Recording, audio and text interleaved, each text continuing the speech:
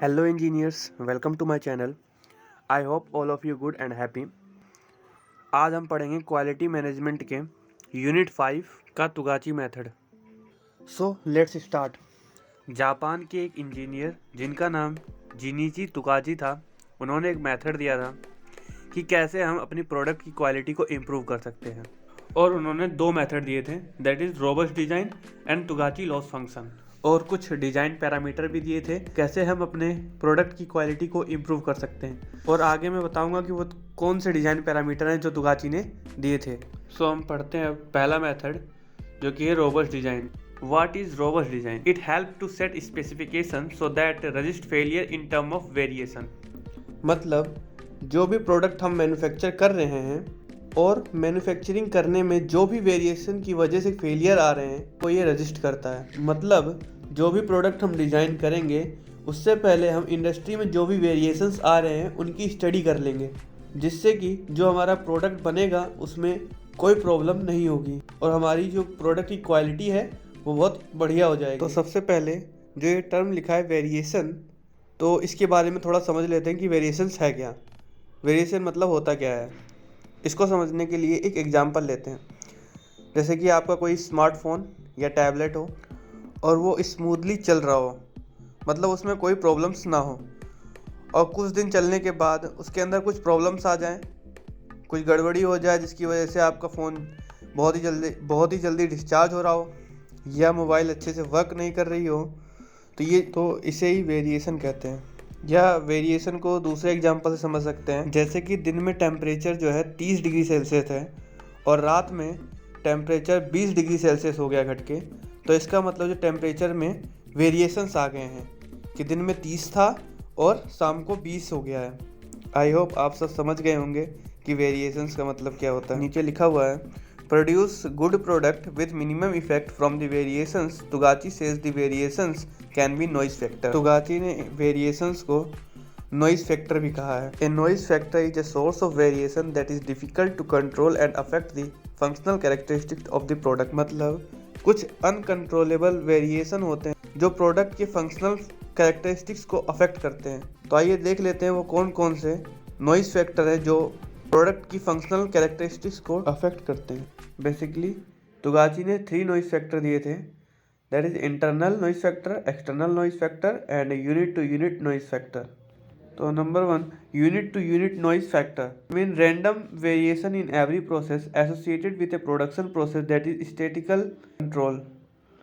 मतलब जो आपके वर्कर हैं उनमें आपस में लड़ाई हो जाए जिससे कि प्रोडक्ट को मैन्युफैक्चर होने में डिले हो जाए, या प्रोडक्ट की जो मैन्युफैक्चरिंग करते समय उसकी क्वालिटी जो है थोड़ी बेकार हो जाए, जिससे प्रोडक्ट में वेरिएशंस आ सकते हैं। Basically unit to unit noise factor एक रैंडम वेरिएशन है एंड सेकंड है इंटरनल नॉइज फैक्टर। ये इंटरनल वेरिएशन है, जैसे कि आपके जो मशीन है उसमें ऑपरेटिंग एरर आ जाए या उसकी प्रॉपर सेटिंग ना हो रखी हो, तो इस वेरिएशन की वजह से भी प्रोडक्ट की क्वालिटी ख़राब हो सकती है। और तीसरा है एक्सटर्नल नॉइज फैक्टर, मतलब जैसे ह्यूमिडिटी या टेम्परेचर की वजह से जो भी प्रोडक्ट में वेरिएशंस आ जाते हैं या प्रोडक्ट जो ख़राब होने लगता है, क्वालिटी ख़राब हो जाती है, तो इन्हीं सबको जो है एक्सटर्नल नॉइज फैक्टर कहते हैं। मतलब जब आप किसी भी प्रोडक्ट को मैन्युफैक्चर करने के बाद स्टोर रूम में रखेंगे, स्टोर रूम में ह्यूमिडिटी की वजह से प्रोडक्ट जो है ख़राब हो सकता है। Now what is robustness? Robustness mean that the process continue to produce good product with minimal effect from uncontrollable variations in operating condition. मतलब किसी प्रोडक्ट के ऑपरेटिंग कंडीशन में जो भी अनकंट्रोलेबल वेरिएशन की वजह से जो भी प्रोडक्ट में दिक्कत आ रही थी उसके इफेक्ट को कम कर देता है एंड गुड प्रोडक्ट को प्रोड्यूस करता है। यही रोबस्टनेस है। नाउ तुगाची ने दूसरा मेथड दिया था, that is Taguchi loss function. Taguchi loss function में तुगाची ने एक लिमिट सेट कर दी जिससे लिमिट से ऊपर जाने या लिमिट से नीचे जाने पर प्रोडक्ट के मैन्युफैक्चरिंग में लॉस आएंगे। मतलब तुगाची ने मेजर वैल्यू दे रखी है, ग्राफ में देखिए जो y1 एंड y3 है ये measure value of quality characteristics है। अगर y3 से ऊपर गया तब भी प्रोडक्ट में लॉस आएगा और y1 से नीचे जाएगा तो भी प्रोडक्ट में लॉस आएगा। और अगर लॉस की वैल्यू Y1 और Y3 के बीच में आती है तो इसका मतलब कि उस प्रोडक्ट में कोई लॉस नहीं होगा। ये जो Y0 है ये क्वालिटी कैरेक्टरिस्टिक्स की टारगेट वैल्यू है। किसी प्रोडक्ट को मैन्युफैक्चर करने के लिए हम एक टारगेट वैल्यू लेके चलते हैं। प्रोडक्ट में जो भी लॉस हो रहा है उसके लिए इन्होंने फॉर्मूला दिया है L बराबर K ब्रैकेट में Y माइनस Y0 का होल स्क्वायर, जहाँ पर Y जो है measure value of quality characteristics है, Y0 target value of quality characteristics है और K एक कांस्टेंट है जो डिपेंड है प्रोडक्शन पैरामीटर पर, और L लॉस पर प्राइस है। मतलब जो भी लॉस हम निकालेंगे वो पर प्राइस होगा। सो नाउ अब हम बात करते हैं डिज़ाइन पैरामीटर की, जो कि तुगाची ने दिया था कि हम अपने प्रोडक्ट की क्वालिटी को कैसे इम्प्रूव कर सकते हैं।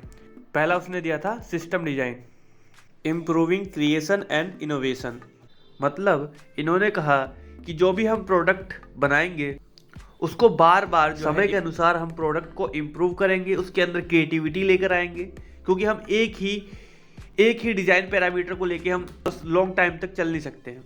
इसलिए हमें अपने प्रोडक्ट में समय के अनुसार इम्प्रूव करना चाहिए, उसके अंदर नई नई क्रिएटिविटी लेके आनी चाहिए और नए नए इनोवेशन करने चाहिए, जिससे आपके प्रोडक्ट और भी अच्छे होंगे और मार्केट में अच्छे से बिकेंगे।